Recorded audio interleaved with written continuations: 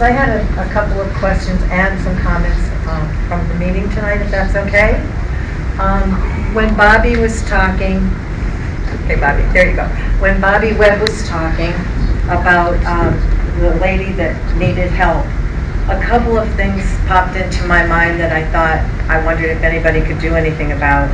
And right here now, when it said about the youth program through CareerLink, Trina, are you still involved with CareerLink? Yeah.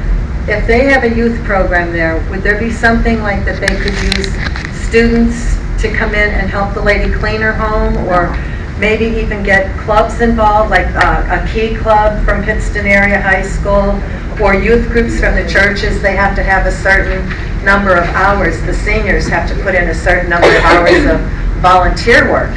And I'm thinking if you put that out there somewhere, that some of the children could come in and maybe help the lady clean up her home, if that's the problem, if she is a hoarder, which I don't know, but I'm just assuming that she would need some kind of help like that.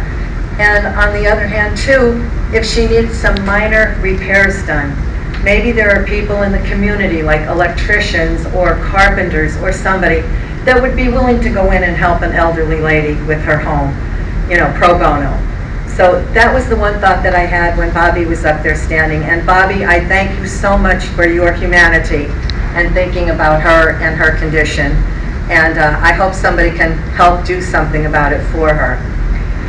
The second thing that I had a question about, when you mentioned that you're going to be advertising for a civil service commission, did that person quit that was on the civil service? Because from what I understand, there were a civil service commissioner and an assistant civil service commissioner. And is that the reason that you're advertising for one, that they quit, or is this just a yearly thing? No, it's me.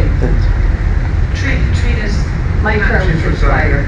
Oh, okay, honey. I didn't know, I didn't understand, you know, how that worked, because I know Dwayne Hollister was on and I thought maybe he left. No, it's mine. My term is expiring, and once I become mayor, I can't be on Okay. civil service. Thank you for explaining that to me. I understand that. And then last but not least, this is a problem that has been an ongoing problem. My name is Barbara Schock. My husband is Jerry Schock. And since 2008, we've been trying to get Johnny Cremard and Bobby Bajeski to come back and clean up our lot. We purchased a property in 2008.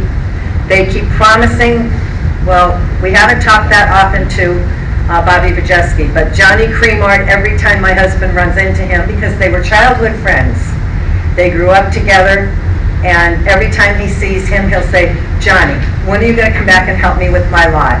Johnny says, well, I'm busy, I have somebody else I'm doing, don't worry about it, I'll be back. This has gone on since 2008, almost, I think it's 17 years. Now, my husband has spoken to people about it. He spoke to Carolyn. Keith is very much aware of it because of Johnny Cremard, and they're related to each other. And the problem is, he doesn't get any results from anything. Nothing ever happens except he's being told that they would come back and clean it. Now, originally what had happened, we hired Johnny Cremard and asked him to level it to street level for us, the property next to our home, right next to our garage, so that we could put a trailer or something just to expand our business, because we're overloaded with computers. My husband does the computer repairs. We're overloaded with them, and there's no place else to put them. We were going to have something on that lot to be able to store the computers in. The other thing is, when we asked Johnny to do it, we paid him $1,400, and we gave him a $100 tip, because I asked him, what did he want for that property to clean it up? And instead of him cleaning it, he dug a big hole, and he buried everything in that big hole. So instead of bringing the lot down to property level, to street level, it's actually higher. And then what happened, Johnny did that, and he just leveled it all off at that point, at a high level, and left it. So then, at that time, Audrey Marcinko was on the borough, and she was a friend of mine.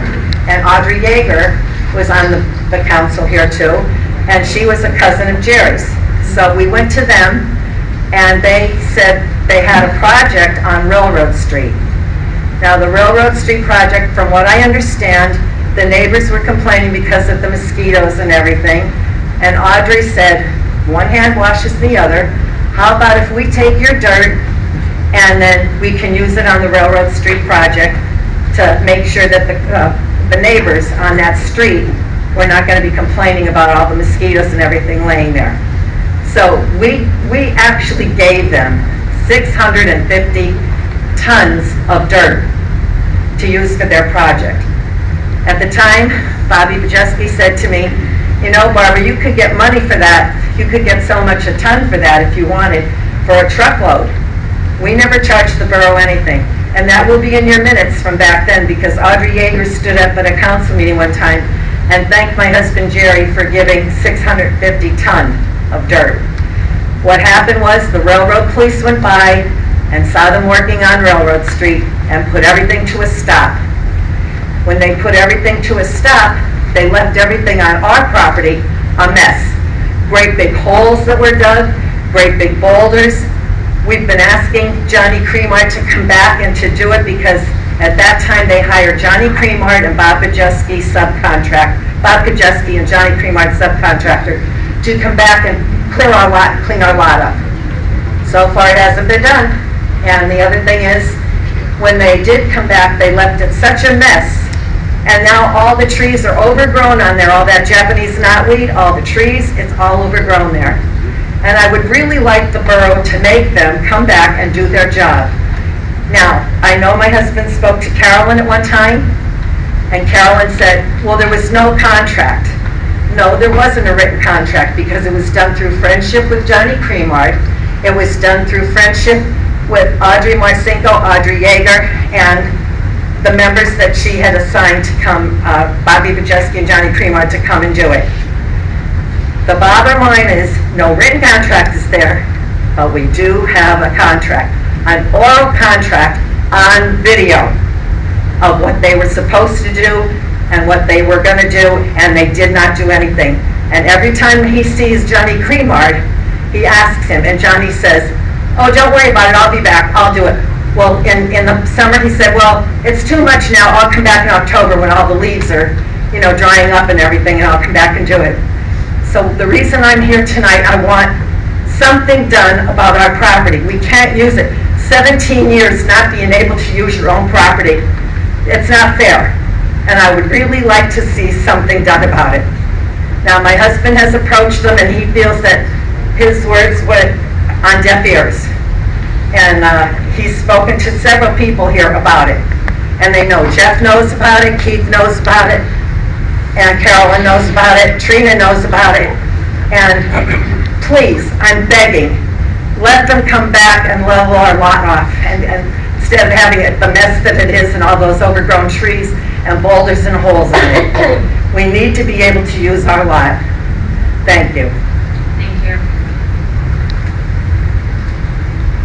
Okay. Mr. Capish. Yes, thank you. Actually, I have a couple of questions. One, I want to put you on notice that I've been making preparations to do the foundation on the building at 301. Oh, excuse me.